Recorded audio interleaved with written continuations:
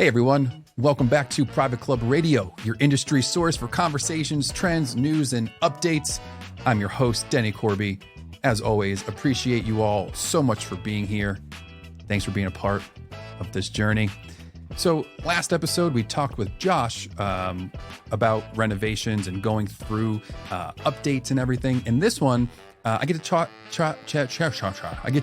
chat with David Kent from Crown Colony down in Naples, and they're about to embark on a massive renovation. So I think it might be this week. They are going to vote it's about 12 million with 10 million on the course, about 1.2 million on the clubhouse. David talks about his club a little bit, very golf focused, very small membership, although they are not on a waiting list. Which is probably because of the need for a golf renovation. So they're doing $10 million, going to be done in about 5 months, which is wild. And they're really going down to because it hasn't been updated in about 25 years. So it's much needed, not so much visually, but all of the inner workings need to be done. And as always, when you come to doing renovations and updates and very costly ones, we talk about how to handle those conversations with the members, how to chat and communicate with the members who aren't happy about it or don't see value in some of the things that the other members do. Since it is a very golf heavy course, not so much of a country club, more of like a strictly golf club. There's members who aren't happy about, the clubhouse being updated because they don't really care about it. So we just talk about that in the conversations and, working around that arena, how to navigate that. So it's not a very long episode. It's a short episode. I got to visit David when I was down in Florida, just had popped over and did a quick little chat and thought it would be beneficial, especially since we just talked about Josh going through his. This is one that is going to be happening soon. Before we begin, a quick little note from some of our show partners. Concert Golf Partners is changing the game one club at a time. Since their inception in 2001, they've been on a mission to preserve and elevate private clubs, pouring capital into enhancements that matter. But what sets them apart? These aren't your run-of-the-mill operators. They are a dedicated team with a passion for enhancing the private club experience, both on and off the green. It's their commitment to maintaining the club's unique identity while executing strategic improvements that boost the overall experience and financial health. With Concert Golf Partners, your club gains access to a network of enhanced properties, reciprocal play privileges, and a future free from the burden of debt and outdated facilities. They're not just building better clubs, they're crafting lasting legacies for members and communities alike. If you'd like to learn more about Concert Golf Partners or recapitalization or learning how your members will have no more assessments, head on over to concertgolfpartners.com, set up a confidential call with Peter Danula, and that's it. Simple as that. Also, be sure to check out our episodes of Board Chats here on Private Club Radio, brought to you by our friends, you guessed it, Concert Golf Partners. It's 2024, and it's time to change the way you vet your new members. Some traditions are worth modifying. The new member process hasn't changed really in the past 150 years, relying almost solely on social relationships and casual interactions, but lacking in factual data. And this is where Kenneth comes in, because the traditional application process tells you very little about someone's behaviors and character until now. Kenneth has created an innovative and confidential, comprehensive applicant information gathering process that provides an unraveled depth of information. The world of member vetting has evolved to a new standard, and Kenneth is your turnkey solution to meet this new industry best practice. You can rely on Kenneth to provide the facts that you need to make fully educated member decisions, because what you don't know can hurt your club and your members. To learn a little bit more or to set up a call, head on over to membervetting.com, fill out the form. You're going to have a chat with Paul Dank. It's going to be good. He's a great guy. Also, be sure to check out our episodes of Member Vetting here on Private Club Radio. And with that, please welcome David Kent. So tell me about the renovation. Yeah. So the renovation, to fast forward to that, is tip to tail on the golf course. It's really an infrastructural endeavor. Course is almost 25 years old, and it hasn't seen any significant capital lift. So irrigation's starting to fail, the drainage is starting to fail, the turf is 25 years old, so it's starting to mutate and things like that. So when you play the golf course, you don't see it, right? But underneath, the superintendent is really starting to see things change. So we're looking at roughly 10 million on the golf course, and then an additional 1 point something to do the mystery number. Right. Call it 1.2. Yeah. To do a clubhouse expansion. Clubs down in Florida, you want outdoor dining and outdoor bars. And so we don't have that. So we're going to build off the back of the clubhouse and do a standalone outdoor area to eat and drink. That'd be nice. Yeah.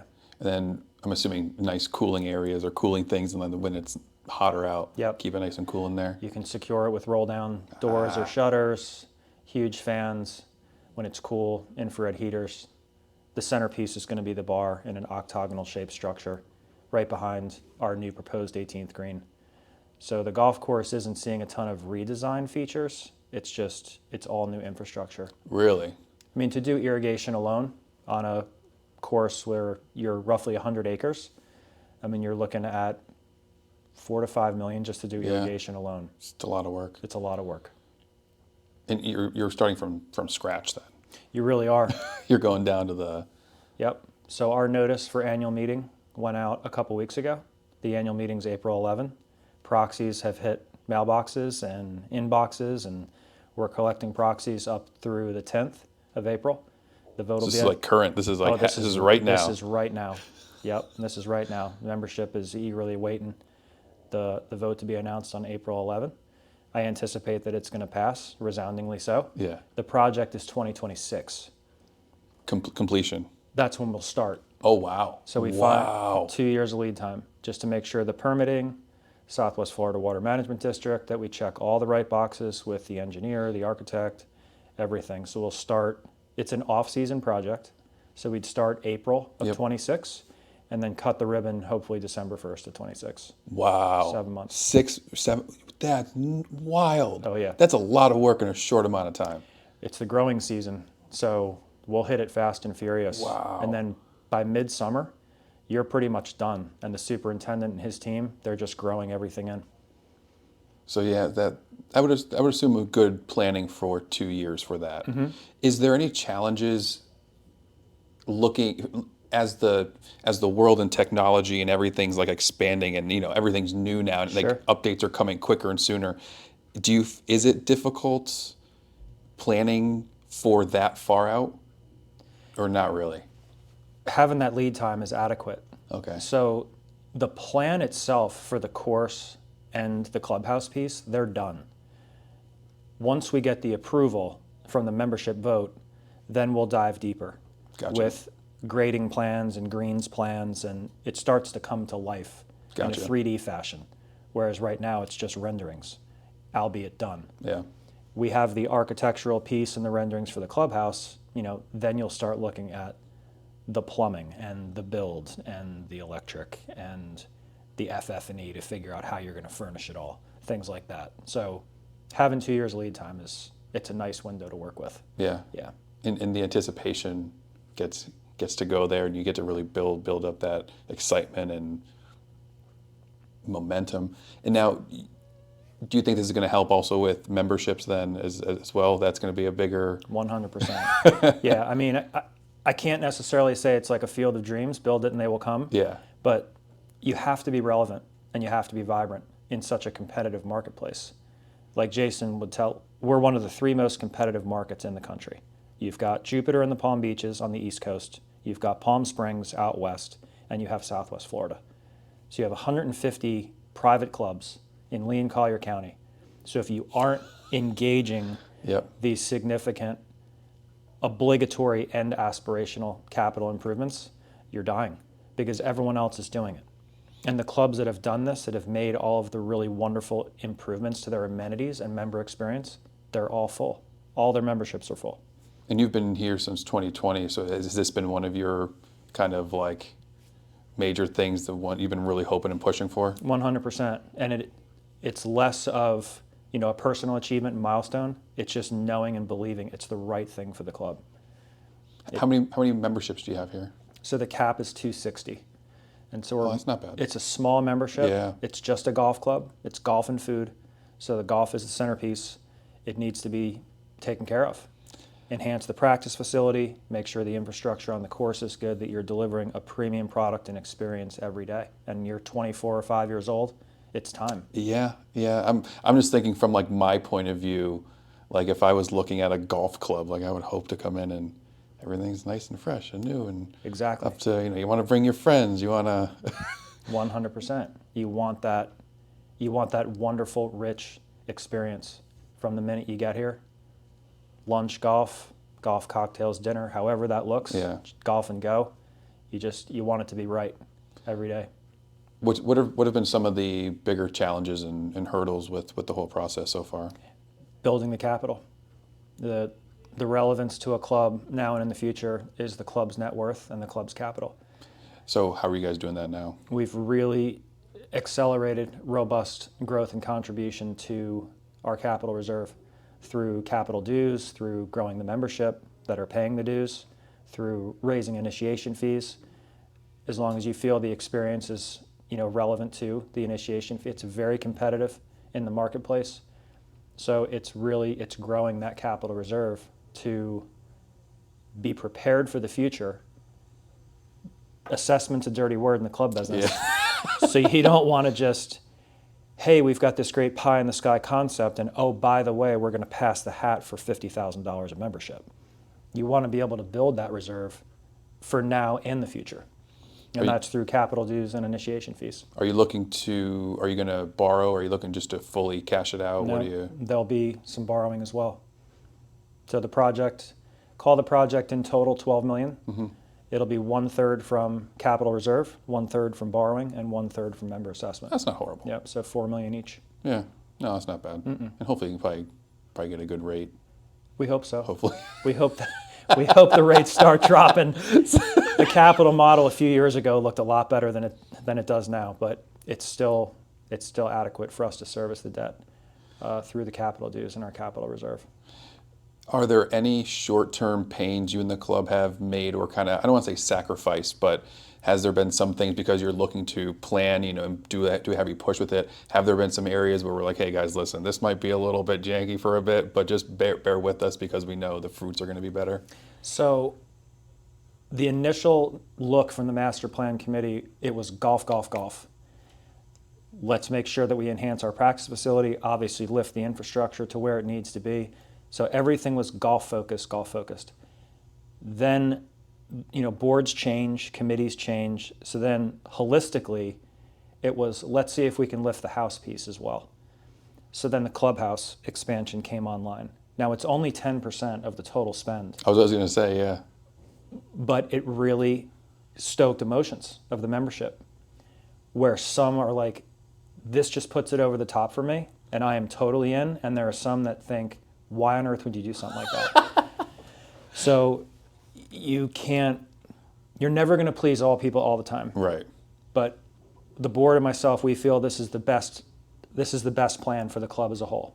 The social members have something they can enjoy. The golf members just have their overall experience enhanced by doing a house piece. But for it to shift from golf, golf, golf, golf, golf, golf, golf, and then all of a sudden and house, it's very interesting to see the response of the membership. Yeah. So it almost sounds like the golf and go people more who don't really care. They're just like, hey, here just for one reason. 100%. Why should I have to give extra because I don't use the facilities? And that's why our golf membership is 4 times the size of our social membership. Because if you're a member here, you're here for a phenomenal golf experience every day. And then you add the house piece. Social members think it's great. Some golf memberships, they think it's great. Some, not so much. What makes your experience here so great? Or why would your members say it's so great? It's the culture. It's the culture of the people, the members and the staff. It's unpretentious. It's laid back. It's come as you are. Let's eat, drink, be merry, go home and do it again the next day. Yeah. Just it's a really laid back, warm, and the membership being small, it really nurtures relationships. You're not a number, you're a name and a relationship and a face.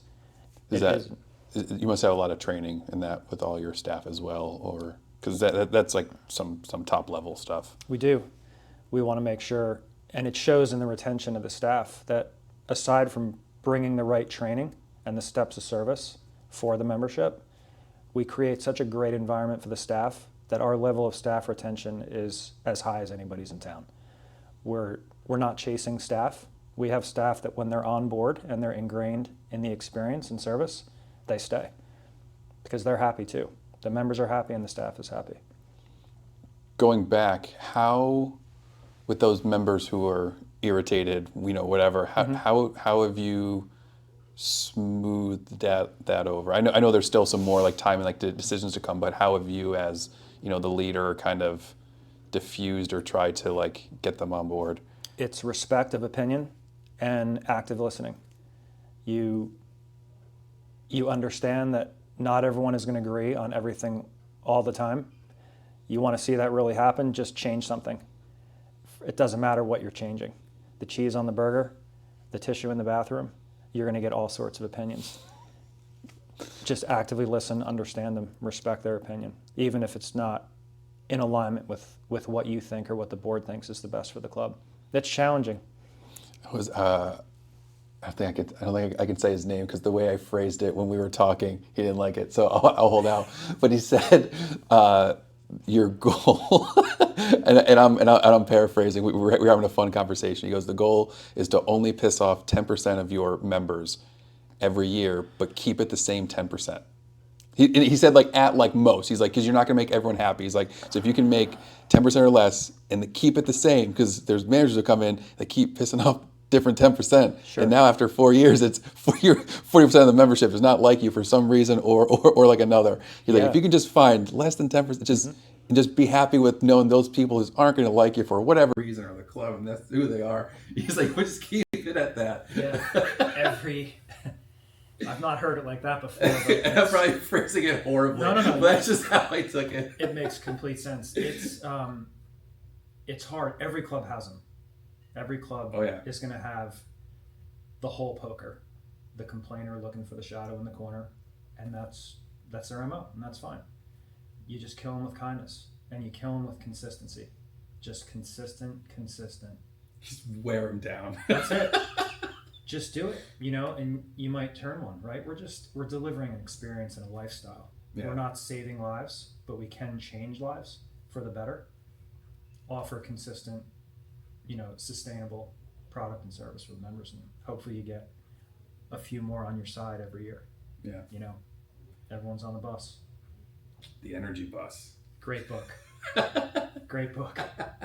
Yep. I just pulled that one off the bookshelf to go through like again, because one of those like things just like get filtered, and it's like I haven't read that in a while. And it's just fun to go through. It's like, to me, I'm like I engage with my books, like, so I'll like write and highlight and like not ask it, but just like have fun with it. It's just fun to go through like, why did I highlight that? What was I going like what? It's great looking back. My books are the same, highlighted, dog-eared, underlined, the whole deal.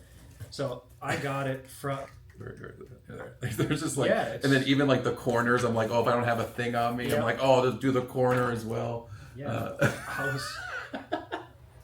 you read The Obstacle is the Way? Listen to it. So got them from Wyndham Clark. Yeah. I was reading an article about him, about his US Open success and how he tweaked his mindset. The Obstacle is the Way? The Obstacle is the Way. That's not that he wrote it. Wyndham Clark won the US Open. He was giving an interview or an article to Golf Magazine or Golf Digest. God, my bad. And he recommended those two books, and I'm like, I'm going to buy them. Read them both, and phenomenal. Energy Bus was great, and The Obstacle is the Way, both. Ryan Holiday, I've started drinking. That's right. Yep, I've been drinking his juice hard. Yeah. It's good. I know. It's like, it's so easy, it's hard. You're like, of course this is. It's like you're the master of the obvious. Yeah. But it's just, and it goes like, it's just the thinking that's been, this is what the people said.